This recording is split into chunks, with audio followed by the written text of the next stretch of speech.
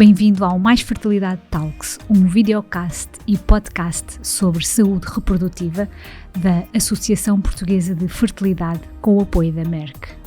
Olá, muito bem-vindos ao nosso videocast e podcast Mais Fertilidade Talks, que conta com o apoio da Merck.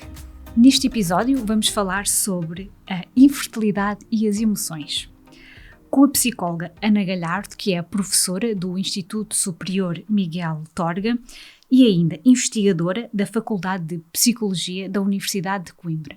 E também é a nossa coordenadora da rede de apoio psicológico. Olá Ana, muito bem-vinda ao nosso videocast e podcast. Olha, antes de começarmos aqui a nossa conversa, queres começar por nos explicar o que é a rede de apoio psicológico da Associação Portuguesa de Fertilidade? Claro, com certeza, mas antes disso, aqui agradecer o convite que a AP Fertilidade me endereçou. De facto tem sido uma colaboração já desde há vários anos e é com muito gosto que venho também aqui a esta iniciativa que eu creio muito importante também para divulgar e para tornar de facto as pessoas mais informadas e mais conscientes destes tópicos sobre os quais a AP Fertilidade se debruça. Sim, posso explicar como é que é a nossa rede de apoio psicológico. É uma rede que existe desde 2011, foi criada por essa altura e no fundo ela é composta por colegas, por psicólogos, todos eles membros efetivos da Ordem dos Psicólogos Portugueses, esse é aliás um critério obrigatório, mas que depois para além disso possuem alguma formação e experiência mais específica na área da medicina da reprodução e portanto eu diria que estão mais especializados, digamos assim, e para isso mesmo contribui inclusivamente a AP Fertilidade numa das suas outras iniciativas, não é? Que é da promoção de um workshop dirigido exatamente a estes psicólogos da rede, de modo a que haja aqui uma atualização constante daquilo que a ciência também nos vai dizendo e aquilo a que vamos tendo acesso em termos de conhecimento nesta área. Para além disso, diria ainda que estes são profissionais que, pelo facto de terem estabelecido um protocolo com a AP Fertilidade, disponibilizam os seus serviços com alguns descontos para os associados da AP Fertilidade, o que pode também, obviamente, ser um aspecto, uma vantagem. Mais-valia, não é? Uma mais-valia, sem dúvida. Ana, obrigada por essa explicação e deixa-me também partilhar contigo que realmente nós temos uma rede de psicólogos que estão, digamos que informados e que acompanham esta questão da infertilidade. Eu até lhes dizia, se calhar até com formação, porque nós fazemos o workshop de 2 em 2 anos, para quem se quer juntar à rede e também, como tu disseste bem, para refrescar aqui um bocadinho os conhecimentos e se porem a par, mas temos o feedback de alguns associados que faz muita diferença ir a um psicólogo que realmente conhece o que é a infertilidade, que sabe que há uma lei, que sabe quais são os tratamentos, ou seja, que conhece e está inteirado sobre uma jornada de infertilidade, do que ir a um psicólogo que desconhece, pronto, o que é infertilidade, ou melhor, desconhece no sentido que nunca teve contacto com esta realidade. Isto é uma das coisas que nos apontam, pronto, alguns dos nossos associados, e que eu confesso que fico com alguma alegria de saber que realmente nós temos esta rede e, acima de tudo, que é uma preocupação desde a criação, desde a associação que foi criada, que um dos nossos, digamos, pilares que nós trabalhamos, para além de darmos voz e defender todos os pacientes, temos aqui a questão do apoio psicológico, ou seja, a questão das emoções, a parte da saúde mental, que sempre foi uma preocupação para a associação e também, acima de tudo, para a direção.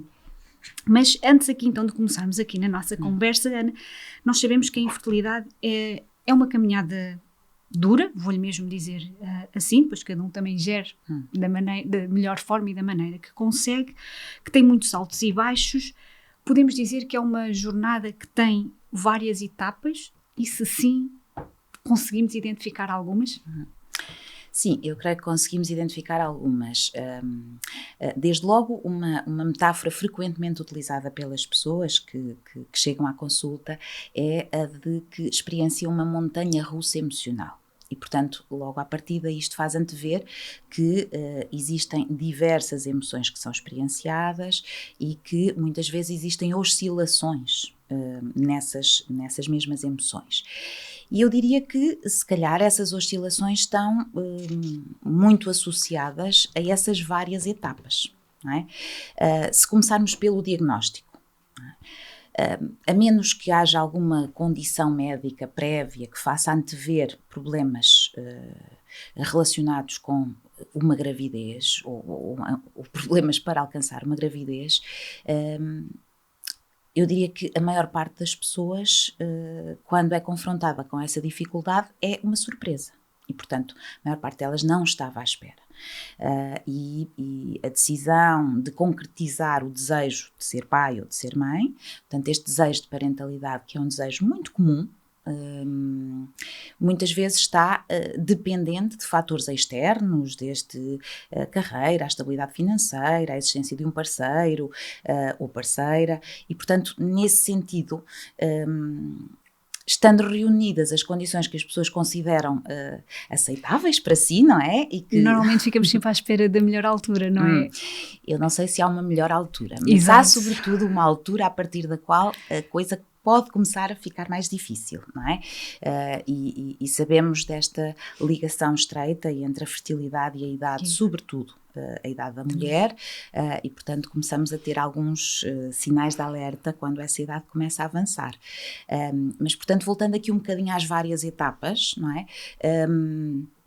Diria, pois, que numa primeira fase podemos ter algum choque, alguma surpresa a quando do diagnóstico, mas depois vamos aqui, de facto, oscilando com a ansiedade, a tristeza, até às vezes a raiva, o medo, e, portanto, que não são emoções exclusivas, não há emoções exclusivas de um processo de infertilidade, mas que são emoções que tendem a emergir como resultado desta circunstância de adversidade na vida das pessoas. Olha, Ani, e como é que nós conseguimos melhorar esta relação com as emoções? Ou seja, podemos aplicar alguma estratégia ou até mesmo um bocadinho aqui a questão de estarmos atentos a estas emoções, e às vezes há pessoas que usam expressões muito engraçadas, que é nós abraçarmos as emoções, não é? Ou seja, cuidarmos dela. Como é que nós conseguimos melhorar aqui realmente esta parte mais emocional e tentar se calhar arranjar um equilíbrio, se é que eventualmente se consegue, não é? Chegar aqui depois também a um certo equilíbrio emocional. Sim, existem algumas formas a que nós chamamos mecanismos de regulação emocional que podem ajudar a regular as emoções. Eu aproveito aqui, se calhar, para fazer aqui uma distinção que me parece muito relevante. É muito frequente nós ouvirmos as pessoas dizerem que querem controlar as suas emoções. As emoções não são para controlar. As emoções, logo à partida, não são um problema, portanto não há nada para resolver nas emoções.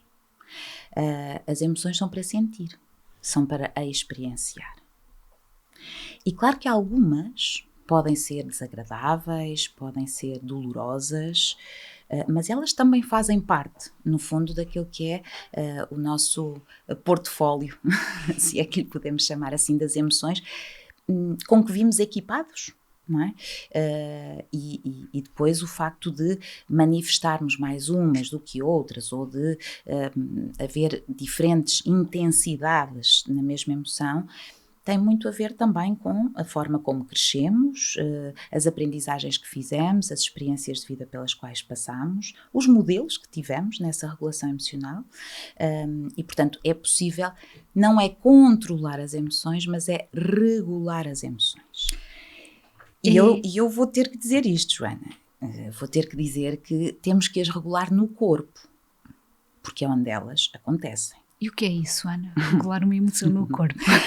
Regular uma emoção no corpo é identificar onde é que ela se manifesta no nosso corpo. Às vezes as pessoas referem, por exemplo, um nó na garganta, um aperto no peito, e obviamente aqui estou a falar daquelas que são dolorosas, daquelas que são difíceis. A maior parte das vezes não ficamos muito preocupados quando estamos a experienciar alegria ou contentamento. Não é? E portanto essas se calhar não precisamos tanto de as regular, não é? Mas as difíceis talvez seja importante identificá-las, reconhecê-las, perceber onde é que elas se manifestam no corpo e em que medida é que eu não posso suavizar essa manifestação no corpo. E isso pode acontecer, por exemplo, através da ativação do sistema nervoso parasimpático. não é? Que é algo que podemos fazer, por exemplo, com algo tão simples e que está sempre connosco, nunca nos abandona, que é a nossa respiração. Okay. Podemos treinar esta respiração mais natural, aquela com que nascemos e que depois parece que desaprendemos, não é? E passamos a respirar mais aqui com a caixa torácica.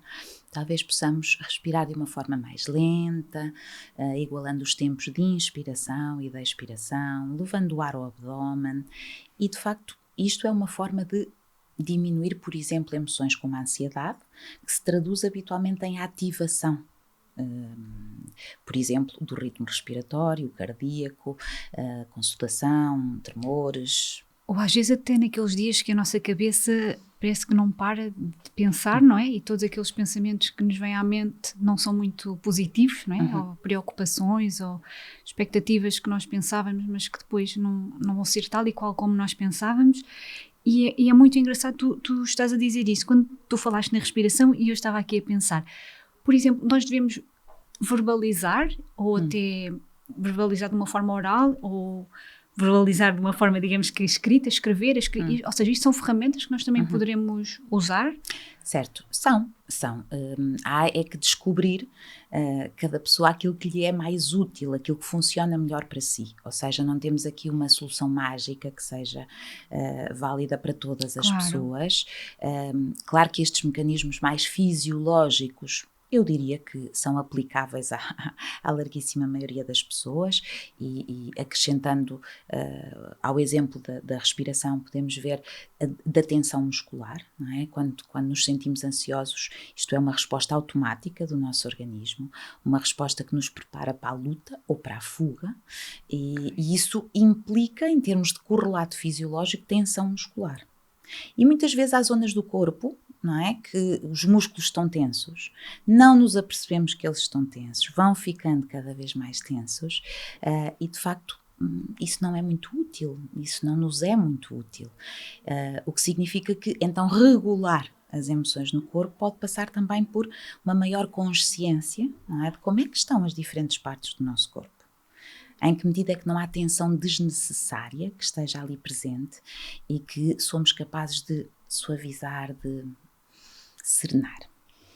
Então, isto pode ser boas estratégias, não é? Que a questão da respiração, nós verbalizarmos ou até escrevermos, mas é importante também termos aqui a presença de um psicólogo, ou seja, isto pode ser se calhar uma estratégia de SOS, não é? Para um momento que eu esteja a passar no meu dia, mas realmente ter um psicólogo que nos acompanhe é muito importante. Há alguma altura específica que eu deva, por exemplo, procurar um psicólogo? Ou seja, achas que é mais numa fase, por exemplo, inicial, quando a pessoa descobre, por exemplo, que vai passar por uma jornada de infertilidade ou que está aqui com alguma dificuldade em engravidar? Ou achas que a pessoa deve, que eu acho que não, acho que vais dizer que não é nesta altura, não é? Quando nós já estamos lá, já muito lá para a frente, já com muita ansiedade, com muita coisa na cabeça e também quase que aqui um bocadinho já dor física, aquela questão que estava a dizer muscular e afins. Qual é a melhor altura, se é que existe uma melhor altura para nós procurarmos o apoio de um especialista? Olha, eu diria que não existe uma melhor altura. Eu diria que existem melhores alturas, dependendo da maneira como as pessoas lidam com esta situação. E, portanto, eu diria que há pessoas que, se calhar, não necessitam nunca de ter um acompanhamento psicológico regular, não é? Porque se calhar já tinham algumas estratégias, alguns dos tais mecanismos de regular as suas emoções, de lidar com situações adversas, difíceis, que esses mecanismos lhes são suficientes, não é? Aquilo que sabemos da investigação é que há uma reatividade emocional expectável face a uma situação destas e que ela acontece a quando do diagnóstico, mas que a maioria das pessoas acaba por se ajustar mais cedo ou mais tarde e acaba por conseguir fazer esse ajustamento psicológico. Ainda assim, e não é propriamente negligenciável, também sabemos que à volta de 30% das pessoas isso não acontece e, portanto, aquela sintomatologia que diria natural de acontecer e que acontece de facto para a maioria das pessoas, acaba por se intensificar e acaba por alcançar significância clínica.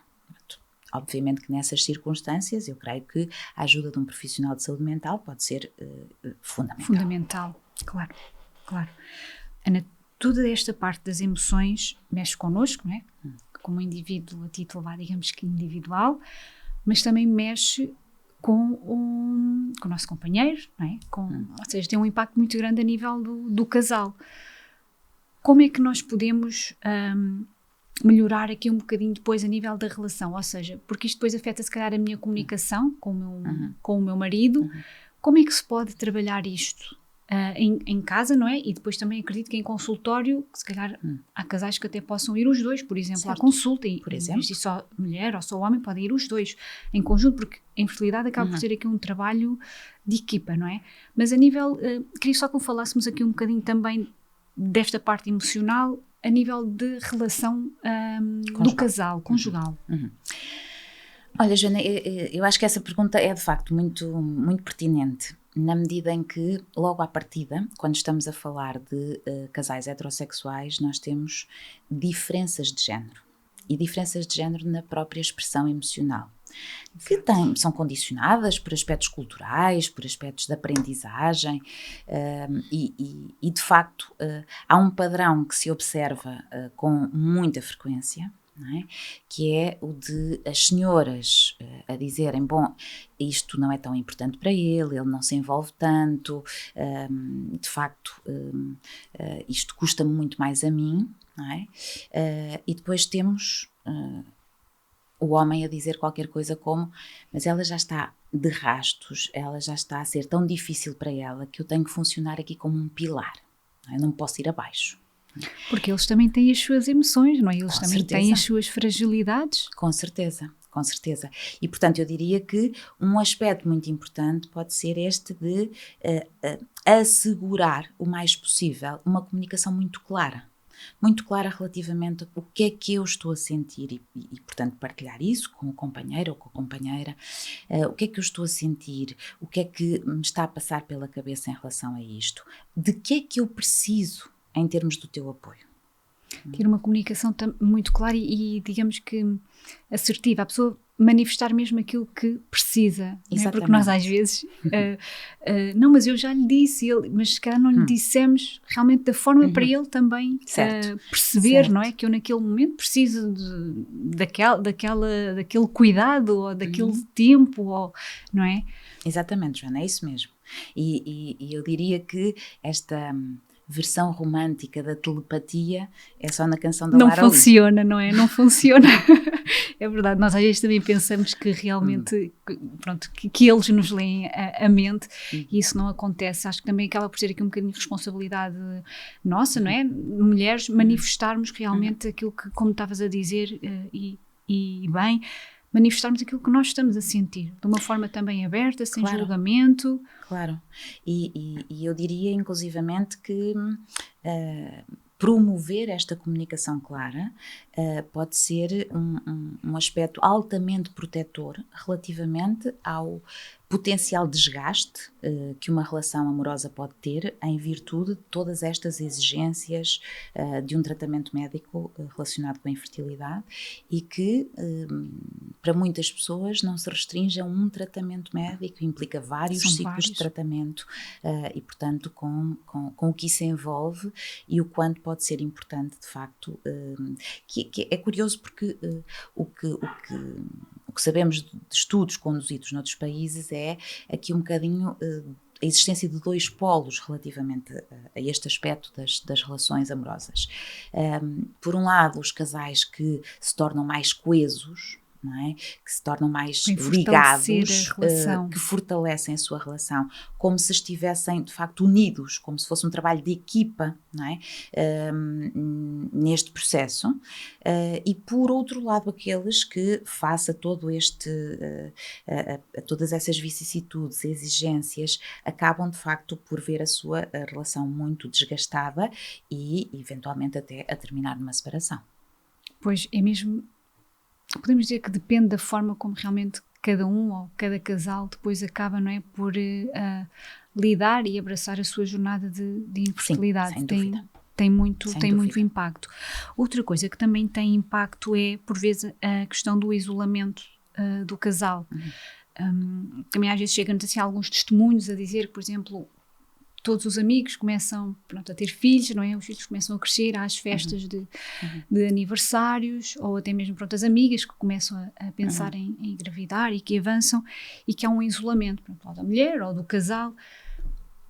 E está tudo certo, não está, Ana? Se houver este isolamento.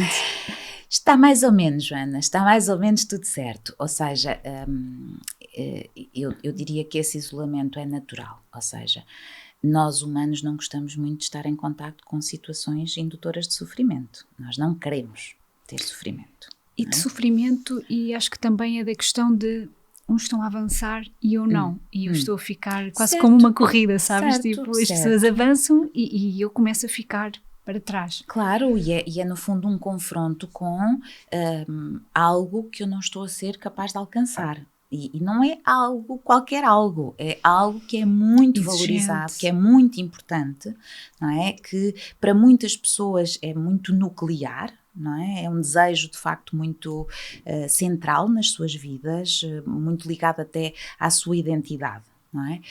Temos muitas pessoas que referem que desde crianças que se imaginam nesse papel de mãe ou de pai e que para elas de facto é muito, muito importante e portanto o contacto com pares, com amigos, com familiares de faixas etárias semelhantes e que lá está, vão conseguindo realizar esse desejo comum, não é? E portanto aqui é um bocadinho a ideia. Claro que as pessoas ficam igualmente felizes e contentes dos seus familiares ou dos seus amigos estarem a ter os bebés, estarem a ter as suas crianças, mas ainda assim é como se fosse um lembrete, não é? De que eu não estou a conseguir. Que a pessoa ainda não está naquele patamar. Exatamente. Não é?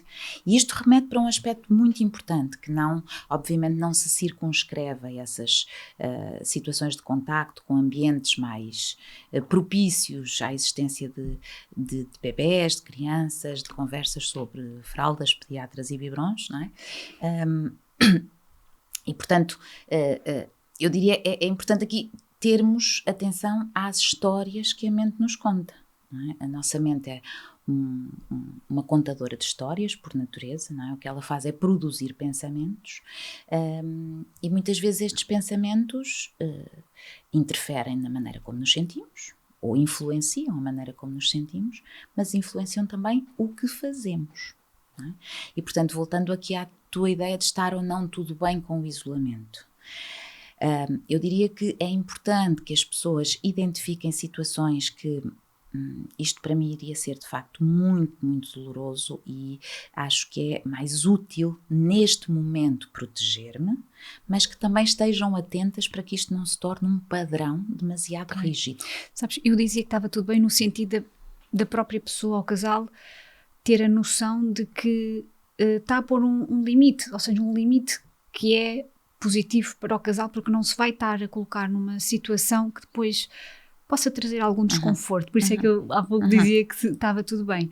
Mas, assim, concordo contigo quando tu dizes que realmente se o isolamento for muito prolongado, não é? E a pessoa também não conseguir aparecer uma ou outra vez, então se calhar aí há que ter atenção e se possível mudar um bocadinho o registro, no sentido que, então se calhar há alguma coisa que não está bem e podemos estar ainda a ficar mais, digamos que mais tristes ou mais depressivos e não nos apercebermos disso. Mas era, o que eu queria dizer era mesmo no sentido de, às vezes o casal também ter noção da exposição que vai ter e se puder proteger naquele momento, porque pode não estar também com energia para aquela situação. É isso mesmo. Era um bocadinho só neste sentido. Eu diria que o que pode fazer aqui toda a diferença é o quão conscientes estão das suas escolhas. E, portanto, uma coisa é estar consciente que hoje, em particular, eu escolho não me expor, eu escolho não estar em contacto com este tipo de ambientes.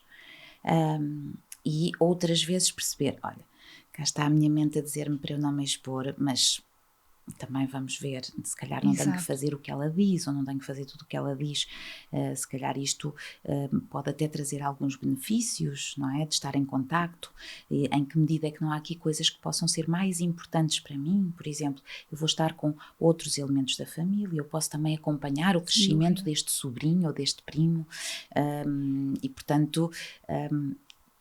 volto aqui a sublinhar esta ideia de serem escolhas mais conscientes. Não é? E, portanto, nos momentos podem ser umas, noutros momentos podem ser outras. O perigo está em rigidificar. Ok. Eu acho que foi mesmo muito interessante aquilo que estavas a dizer, porque a questão da consciência, não é? Nós temos consciência do momento presente, daquilo que nós estamos a sentir e de que forma ou não aquele pensamento nos pode bloquear. Acho que é muito, muito importante nós termos esta capacidade, que às vezes não é fácil, atenção. E quando tu estavas a dizer aquela questão de que às vezes também é importante ir, e eu confesso que já tive situações que pensei, eu não quero ir por esta razão, porque não tenho energia, ou porque não consigo, e já houve outros, e que acabei por não ir, e já tive momentos que não me apetecia ir e eu fui, e depois até me soube bem. Sabes? A pessoa está em casa, não é? Começa a tentar visualizar a festinha, as conversas, tudo, mas depois a pessoa vai e olha, e até é reconfortante, porque ao falamos, lá está, ou com um familiar, ou com um amigo que já não vimos há muito tempo, e aquele momento que poderia ser algo muito doloroso, até foi algo muito, muito agradável. Mas também confesso que já tive outros que senti mesmo que não estava com a energia e não fui. Pronto, ou seja, de certa forma... também me protegi a mim, também me protegi a mim, falei com o meu marido e pensamos, não, pronto, está tudo certo, lá está, por isso é que há pouco estava a dizer aquela questão do está tudo certo, mas a verdade é que estes momentos, numa jornada de infertilidade, acontecem muitas vezes, não é? Porque nós temos amigos e a vida acontece, e ainda bem, mas depois há também toda aqui uma parte de gestão, e eu agora até pegava aqui um bocadinho na questão da gestão das expectativas, não é? Que nós atribuímos expectativas a tudo, no nosso dia-a-dia, assim que acordamos, não é? Como é que vai ser o nosso dia, vai ser bom, vai ser menos bom, vai ser exigente, não vai ser, pronto. Numa jornada de infertilidade, como é óbvio, nós também depositamos expectativas. Como é que nós conseguimos ir gerindo estas expectativas? É com consciência? É com consciência, Joana, também é com consciência. Ou seja... Há bocadinho eu referia-me à mente dos humanos como uma contadora de histórias. E é uma contadora eu gostei muito de histórias, dessa expressão. É uma contadora de histórias que vai muito facilmente para histórias do passado, mas que também vai muito facilmente para fantasias acerca do futuro. Não é? Antecipações acerca do futuro, cenários hipotéticos acerca do futuro. E de cada vez que ela vai para o passado ou vai para o futuro, ela deixa de estar no presente. E trazer a mente para o presente, eu penso que pode ser uma forma muito importante de, com maior clareza, perceber o que é que se está a passar neste momento. Vou procurar aqui dar um exemplo um pouco mais concreto. Alguém que está a fazer um momento de pausa, por exemplo, não está numa fase de tratamento ativo e que se deixa um bocadinho enrolar, porque a mente é sábia nesse enrolanço, e que se deixa um bocadinho fusionar, não é? Ficar enredado nestas histórias de será que algum dia isto vai dar positivo? Será que quantos ovócitos é que vão ser recolhidos? Quantos embriões? Quantos transferidos? Como é que vai ser o teste? E nada disso está a acontecer. Ai, é um desgaste tão grande, Ana. E nada disso está a acontecer. Portanto, eu diria que se regulamos as emoções no corpo, os pensamentos podemos observá-los. Podemos criar alguma distância e questionar-nos, ok, o que é isto que a minha mente me está a dizer? Não é? Que história é esta que ela me está a contar? Neste momento, esta história faz sentido? Esta história ajuda-me? Se ajudar, ótimo. Não é? Se a história está a dizer tens que ir fazer a injeção, é melhor não te esquecer de fazer a injeção, está quase na hora, ótimo. Ou seja, eu vou fazer o que a história diz porque esta coisa é-me útil. Agora, há de facto muitas histórias que não são nada úteis. E está tudo bem no sentido em que não podemos exercer controle sobre elas. Não é? E, portanto, uma parte significativa dos nossos pensamentos vem sem que nós queiramos, são automáticos, rápidos. Sim, muitas vezes nem controlamos, não é? Não conseguimos controlar. Não conseguimos mesmo, Joana, não conseguimos mesmo. E um perigo também reside aí, é na tentativa de exercer controlo. Não é? E muitas vezes as pessoas, eu não quero pensar nisto, eu não quero pensar nisto. E provavelmente já toda a gente teve essa experiência. Quando eu tento não pensar numa coisa, essa coisa... É quando a mente não sai daquele pensamento. Vem visitar-nos, não é? Por momentos fugazes até posso conseguir, não é? Quando me foco numa tarefa qualquer e, portanto, parece que aquilo ficou assim um bocadinho mais longínquo, mas à primeira oportunidade vai voltar. Ana, olha, muito obrigada, porque realmente esta conversa está a ser mesmo muito, muito boa. Estamos aqui a conseguir falar em aspectos mesmo muito importantes. Uma das coisas que também se tem falado muito é a questão, e que tu há pouco falaste, da respiração, e eu acredito que esta estratégia da respiração entra muito na questão do mindfulness, que é um tema que se tem falado muito e que também prova que tem aqui de grandes mais-valias se nós o aplicarmos. Mindfulness, que é a questão da atenção plena, que nós também já falamos aqui. Consideras que pode ser uma ferramenta também para esta jornada de infertilidade? Fala-me um bocadinho aqui do potencial do mindfulness numa jornada de infertilidade.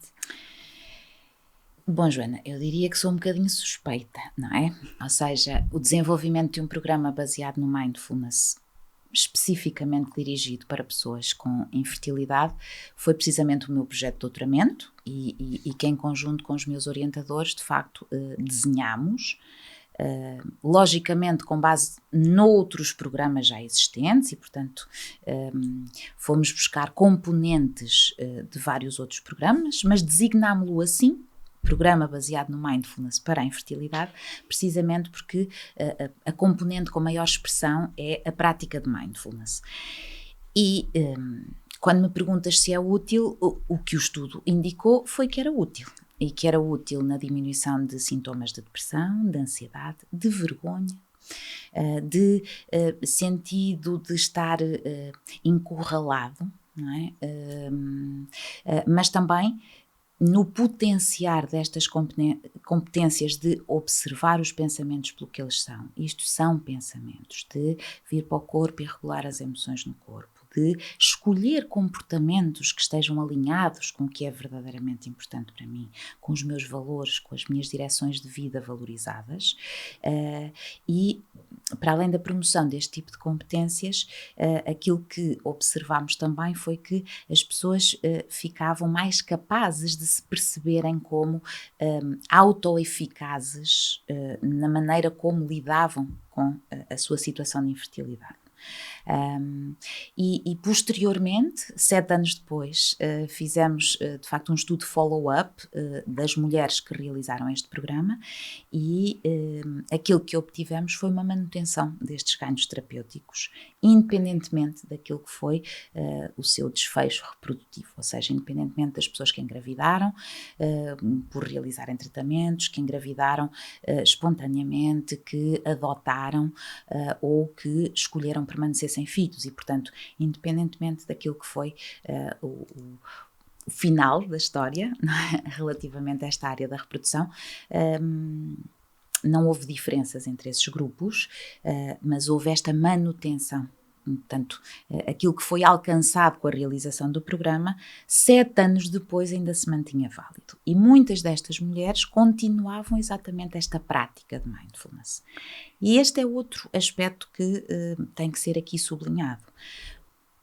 O que nós praticamos é o que se desenvolve. Não é? É muito fácil percebermos que, se formos ao ginásio treinar braços, o que se vão desenvolver são os músculos dos braços. Não é? Quando falamos de mindfulness, podemos associar a um treino da mente. não é? Ao treino desta competência de observar os produtos da mente, observar os pensamentos, sem nos identificarmos com eles, sem ficarmos a achar que eles são a realidade ou a verdade, porque muitas vezes não são. E, portanto, eu diria que o mindfulness pode, de facto, ser uma vertente que, ao ser treinada, pode ajudar ao nível de indicadores de saúde mental em pessoas com infertilidade, como noutras condições clínicas, muitas delas estudadas, inclusivamente como em amostras comunitárias. Este programa só foi desenhado mais especificamente porque depois tem alguns exercícios, alguns aspectos que estão mais dirigidos àquilo que é a experiência, e que tu falavas há bocadinho, não é? Que as pessoas vos dizem que quando vão a um psicólogo que está mais familiarizado com esta área da medicina da reprodução, é diferente, não é? Se calhar sentem-se mais compreendidos. Mais acolhidos, sim, tem um grande impacto. Falando deste programa, se calhar também podemos só desvendar aqui um bocadinho, não é? Uma das iniciativas que temos ainda para este ano, que é a questão de que vamos realizar mais um programa de mindfulness e pronto, neste caso é este aqui específico para a questão da infertilidade. Pronto, quem nos estiver a ver ou ouvir, fique atento. Deixa-me só ver se eu consegui perceber esta questão do mindfulness e quando tu há pouco dizias da questão da prática, é importante então manter aqui uma certa prática, digamos que diária, semanal, mensal, ou seja, eu gosto muito da palavra disciplina, ou seja, convém termos aqui uma certa disciplina depois na aplicação destes exercícios. Certo, convém ter uma certa disciplina. Embora possamos falar de, assim, grosso modo, 2 tipos de práticas diferentes, uma que designamos de informal e é aquela que podemos fazer onde quer que já estejamos, a fazer o que quer que estejamos a fazer e, portanto, pode ser um bocadinho só esta, lembrar-nos de vir para a nossa experiência, vir para o corpo e perceber, ok, como é que está a ser a minha experiência neste momento, que sensações corporais estão aqui, que pensamentos é que estão aqui a passar, que emoções é que podem estar presentes. E, portanto, isso é algo que podemos fazer nas mais diversas situações do nosso dia-a-dia. E depois falamos de uma prática formal, de uma prática de meditação. Que, obviamente, quando as pessoas estão a iniciar, se calhar é importante que façam algum programa de formação ou que utilizem guiões fidedignos e, portanto, aqui também alertar um bocadinho para esta popularidade que o mindfulness ganhou e que às vezes temos nas redes sociais, no YouTube, coisas que às vezes, pronto, várias pessoas não são se calhar as mais recomendáveis. Exato. Não é? Portanto, aqui talvez procurar fontes mais fidedignas. Por exemplo, a Associação Portuguesa para o Mindfulness, e portanto, essa prática de meditação não tem que ser meditar o dia todo, não tem que ser meditar 3 horas, pode ser meditar 5 minutos, 10 minutos, 20 minutos, meia hora. O importante é haver esta prática, ou haver consistência, esta não é? regularidade. Não é? Aquilo que os estudos indicam também é isso, ou seja, mais importante do que a quantidade de tempo é a regularidade com que se pratica. E de facto isso tem-se vindo a revelar como um fator aqui muito, muito importante. Portanto, eu diria que se calhar as pessoas não questionam escovar os dentes diariamente, mas se calhar as pessoas não estão tão atentas àquilo que podem fazer para cuidar da sua saúde mental também diariamente. É verdade, nós temos rotinas, não é? Como, por exemplo, lavar os dentes, mas às vezes depois de pôr, por exemplo, 5 minutos de meditação na nossa rotina, às vezes parece que não conseguimos. Mas conseguimos, pronto, lá está, se houver aqui uma certa disciplina e se realmente a pessoa também Joana, quiser... E parece-me que um elemento que pode ajudar é a intencionalidade. Com que intenção é que eu estou a fazer isto? E não tem que ser apenas e só para a prática de mindfulness. Cá está a intenção de escovarmos os dentes diariamente, é porque queremos cuidar da nossa saúde oral, porque queremos ter uma boca sã, não é? Então talvez eu também possa, não é, aqui treinar a mente como uma forma de cuidar da minha mente, de cuidar da minha saúde mental. E, obviamente, que este cuidado não tem que se restringir à prática de meditação. Obviamente, se calhar é muito importante estar com outras pessoas, é muito importante estar com amigos, nós corregulamos, não é? Tu perguntavas, ok, como é que lidamos com a ansiedade? Nós corregulamos na interação com o outro, não é? E, portanto, escolher estar com pessoas com quem gosto de estar, cuja companhia me é agradável, com quem me sinto confortável, com quem me divirto, com quem sinto alegria, entusiasmo. Isso também é uma forma de cuidar da nossa saúde mental, não é? Por exemplo, o Sem exercício dúvida. físico é uma coadjuvante importantíssima, recomendada pela Organização Mundial de Saúde, no caso da sintomatologia depressiva. Não é? E nós sabemos que quando praticamos exercício, não é? Depois sentimos melhor, o bem-estar emerge. Então há aqui uma multiplicidade de caminhos possíveis para, de facto, estarmos um bocadinho mais atentos àquilo que é o nosso bem-estar.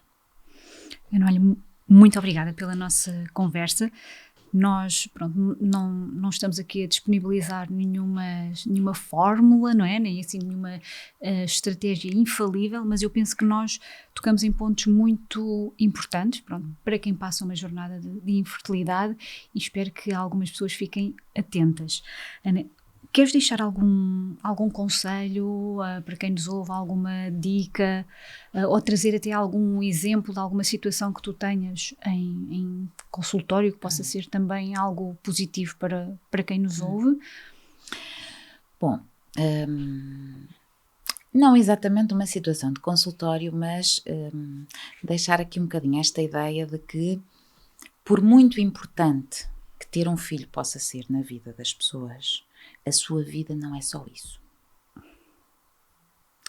E lá está, em fases ativas do tratamento, em que de facto implica aqui, se calhar, alterar algumas rotinas, algumas coisas, isso pode assumir, não é, esse posicionamento mais central, mas eu diria que é muito importante as pessoas perceberem que, de facto, também há outras áreas das suas vidas. Também há outras áreas que podem ser cultivadas, que podem ser Cuidadas, desenvolvidas, cuidadas, e que isso os pode aproximar, não é, de uma vida mais plena, de uma vida com significado, os pode aproximar de ter uma vida como gostariam de ter. E ter um filho pode ser muito importante. Isso seria certamente uma grande alegria, não é? Mas independentemente, isso é uma fatia. O bolo tem mais fatias. Não é? E eu diria que é mais perigoso quando as pessoas ficam excessivamente focadas nessa única fatia e as outras coisas começam a ficar secundarizadas. Isto é claramente um sinal de alerta. Isto é claramente um sinal, como tu perguntavas há bocadinho, quando procurar ajuda, aqui, indiscutivelmente. Ana, muito obrigada. Acho que é uma excelente mensagem para nós encerrarmos o nosso videocast e podcast. De facto, nós às vezes canalizamos toda a nossa força, toda a nossa energia para a questão que tu estavas a dizer, não é? Para o nosso sonho, para um filho. Às vezes esquecemos um bocadinho de que a nossa vida tem mais coisas, tem mais momentos. Portanto, acho que é mesmo uma mensagem muito, muito boa. Mais uma vez, muito obrigada. Obrigada, acima de tudo, também pelo teu trabalho na área da infertilidade, neste caso no âmbito da psicologia e aqui das emoções. Espero continuarmos a fazer mais projetos em parceria, porque realmente sinto que fazemos a diferença. Bom, Joana, eu é que gostaria muito de agradecer e deixar aqui, de facto, uma palavra de grande reconhecimento à fertilidade, porque desde há muitos anos, não é, que esta colaboração tem acontecido, desde 2009, mais especificamente, e senti sempre que o vosso trabalho faz muita diferença na vida das pessoas afetadas por esta condição médica. E portanto, terem em vós uma voz, não é sem dúvida muito importante. As emoções são um tema muito importante e que nós devemos estar atentos e cuidar delas. Espero que tenham gostado, partilhem com os amigos, com quem acharem que precisam de ouvir este podcast e videocast, o Mais Fertilidade Talks, em específico este tema. Espero que continuem desse lado. Podem nos acompanhar no YouTube, nas plataformas de áudio disponíveis. Nós estamos cá no próximo mês com mais um convidado, que ainda não vou revelar. Mas deixo-vos também aqui o desafio de visitarem o nosso site, apfertilidade.org, e também de ficarem a conhecer a nossa rede de psicólogos. E mais uma vez, não se esqueçam, as emoções fazem parte da nossa vida, somos nós os responsáveis por cuidarmos delas. Portanto, estejam atentos e, acima de tudo, não tenham vergonha de pedir ajuda. Não é um sinal de fraqueza, mas sim de muita força, de nós queremos estar bem connosco próprios. Se vos fizer sentido, podem sempre também nos enviar um e-mail, que nós ajudaremos naquilo que conseguimos. Até à próxima!